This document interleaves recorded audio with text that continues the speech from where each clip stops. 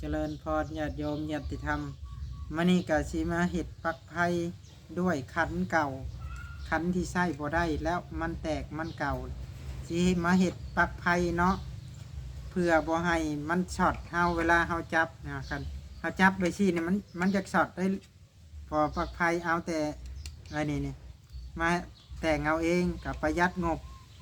แล้วก็ผู้ใดที่อยู่ห่างไกลเนาะห่างไกลห้านหรือว่าบุมีงบหลายเนาะเห็ดปลักไฟเอายังก็ได้เด้อประดิษฐ์คิดสร้าง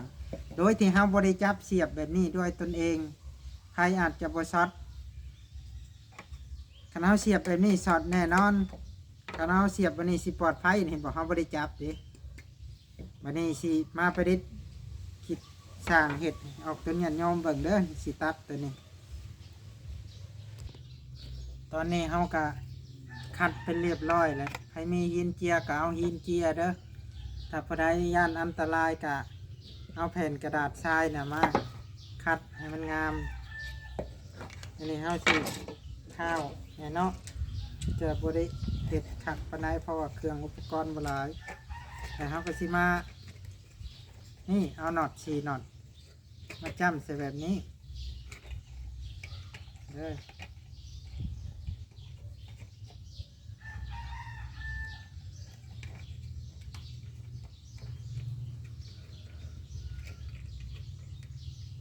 จำแบบนี้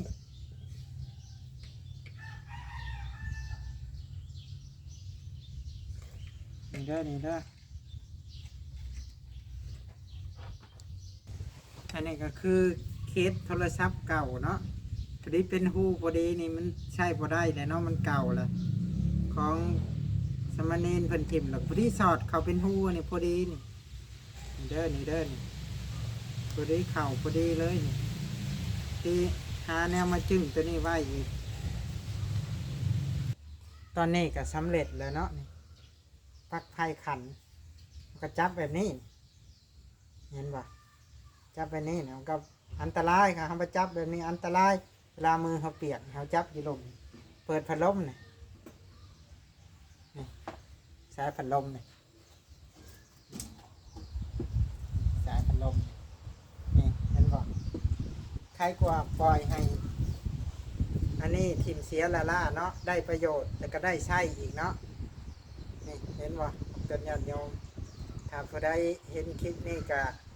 ขอให้เป็นบุญเป็นกุศลเด้อบุญคำนำชูอิตายุวันละสุขะพระมันยืนเด้ออาสาธุ